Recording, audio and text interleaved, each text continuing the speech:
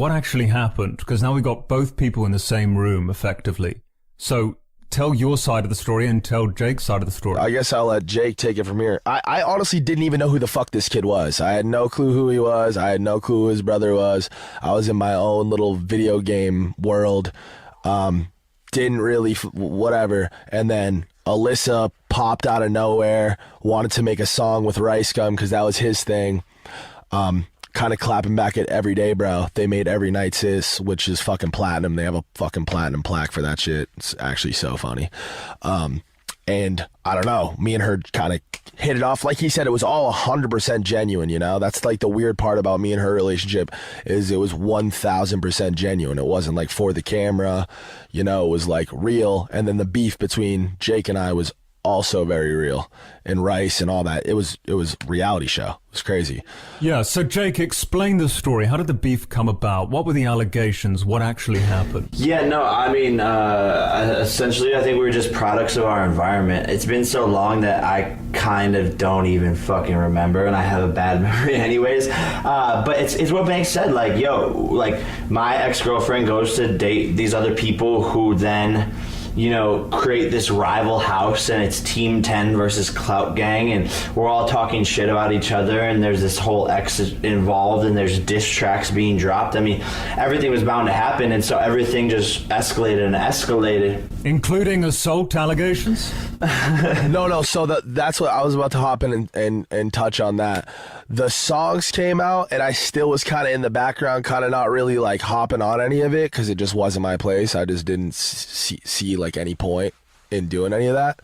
But then I'm gonna give it to you from my perspective, Jake, because it's so interesting that we're talking about this, because I don't think we've ever actually talked in depth about it ever. We've gotten over it, but we've never like dove into it. I fucking wake up to Rice Gum in my room.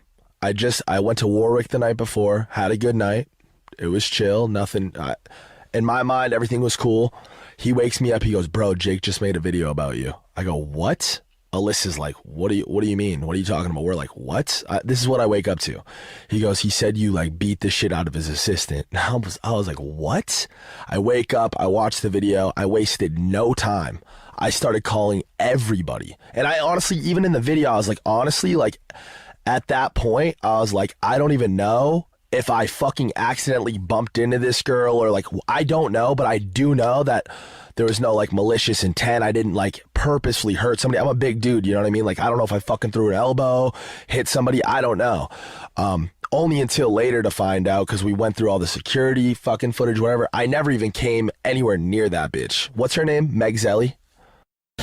Yeah, and it's obviously we're diving into like the fucking negative side of all the fucking social media shit, which I don't. No, it's cool. It's over and done with. Yeah. It's honestly just interesting. So the opposite side of the story is literally me waking up to the girls in my house freaking the fuck out, like basically all emotional, like saying like, "Oh, I got assaulted," and like I'm sitting there like in shock, like fully convinced that this situation happens, fully believing it.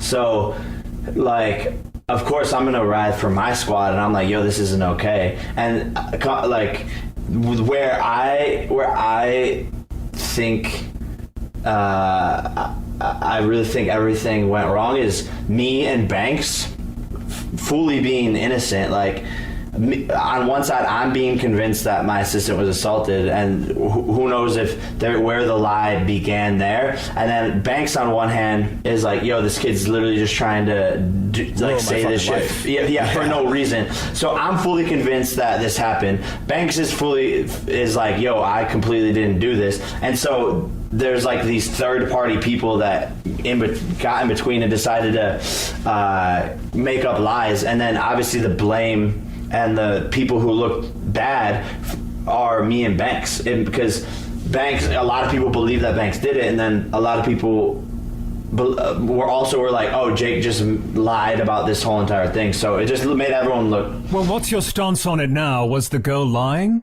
Where do you... No, I got to the bottom of it. Like, obviously, my fucking whole name is on the line. I have a company and shit. I have so many people who, like, fucking rely on me. Like, so much riding on me. And, like, I got to the bottom of this shit. Like I said, thank God it was Warwick. Tav, like, that's how I met Tav originally. He's my manager now, but he used to work nightlife. He used to promote at Warwick. So instantly we hit them up. We're like, yo, we need to go through the security tape from last night, and we need to follow Banks the entire fucking night. They worked on it for hours. They like followed up me, followed her, whatever.